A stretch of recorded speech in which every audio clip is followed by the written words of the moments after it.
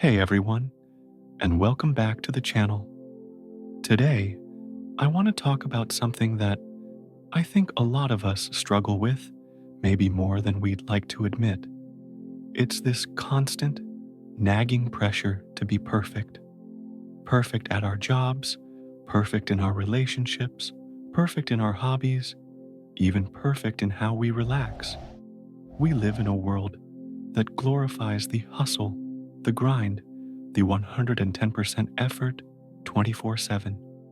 And if we're not constantly striving for some flawless ideal, we feel like we're failing.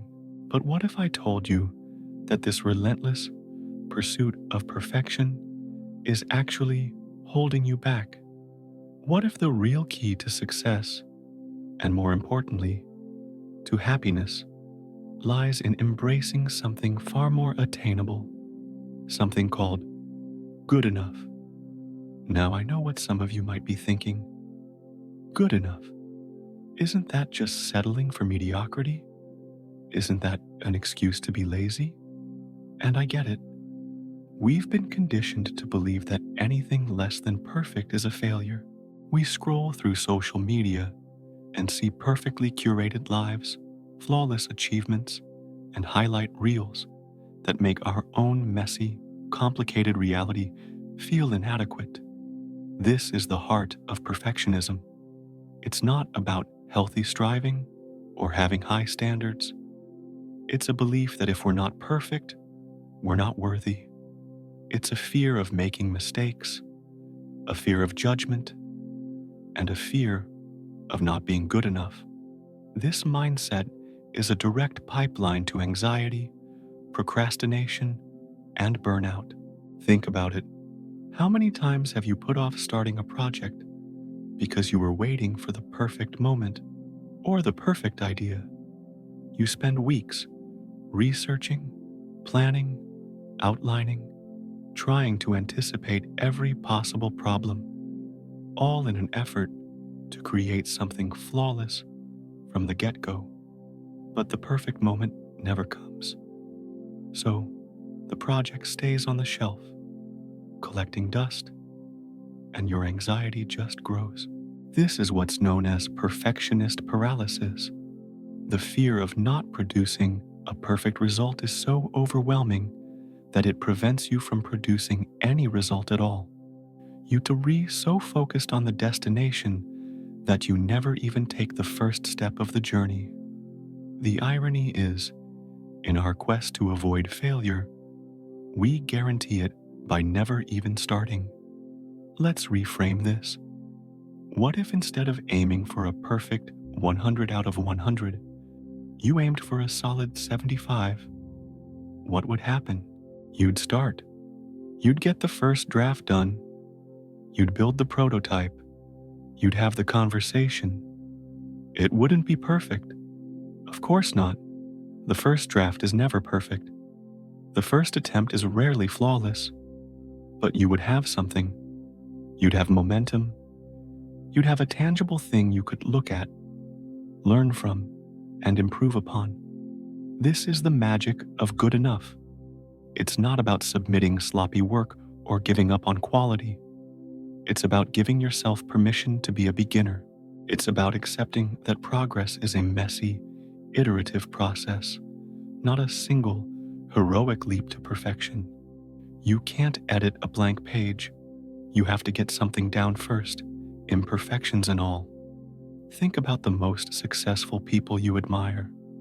Do you think they got everything right on the first try? Absolutely not. Their journey is paved with failures, setbacks, and countless good enough versions that they slowly refined over time. James Dyson famously made over 5,000 prototypes of his vacuum cleaner before he got it right. Were those first 5,000 attempts failures, or were they essential, imperfect steps on the path to success? By embracing good enough, you're embracing the process of learning and growth. Each imperfect attempt provides valuable feedback. It shows you what works, what doesn't, and where you need to focus your energy next. Perfectionism, on the other hand, robs you of this learning opportunity because it's so terrified of that initial imperfect step. So, how do we actually start to break free from this perfectionist trap and embrace the power of good enough? The first and most crucial step is to practice self compassion. This is a game changer. When you make a mistake, or when something doesn't turn out perfectly, what is your first reaction? Do you beat yourself up? Does that inner critic start screaming about how you're not smart enough or talented enough? That's the voice of perfectionism. Self compassion is about treating yourself with the same kindness and understanding you would offer a good friend. A friend messes up, and you don't tell them they're a complete failure. You say, "Hey, it's okay. It happens. What did you learn? How can we move forward?" We need to start having that same conversation with ourselves. Acknowledge the setback, feel the disappointment, but then let it go and focus on the next step. Your worth is not defined by your output. Your worth is inherent. Another powerful technique is to break down your goals into ridiculously small steps. That huge, intimidating project that's paralyzing you, don't think about the finished product. Just think about the very first tiny action you can take. Want to write a book? Don't think about writing a book. Your goal for today is to write one sentence. Just one. Want to start a fitness routine? Don't think about running a marathon. Your goal is to put on your running shoes and walk to the end of the driveway. When you make the goal so small that it feels almost silly not to do it, you bypass the perfectionist paralysis. You start building momentum, one tiny, good enough step at a time. And guess what? Those tiny steps add up. Soon, you'll look back and be amazed at how far you've come. It's also essential to celebrate progress, not just perfection. We're so conditioned to only celebrate the final victory, the promotion, the finished painting, the diploma. But the real work, the real growth, happens in the day-to-day grind. So, start celebrating the small wins. Did you finally start that project you've been putting off? Celebrate it. Did you work on it for 15 minutes today? That's a win. Did you get a rejection, but have the courage to submit your work in the first place? That is a massive victory. By shifting your focus from the perfect outcome to the courageous process, you rewire your brain's reward system. You start to associate effort and bravery with positive feelings, rather than associating anything less than perfection with failure. This makes the entire journey more enjoyable and sustainable. Let me be clear. This isn't about abandoning ambition. It's about pursuing your goals in a healthier, more effective, and more sustainable way. The hustle culture tells us that we must sacrifice our well-being for success, that burnout is a badge of honor. But that's a lie. True, long-term success is built on a foundation of well-being, not in spite of it.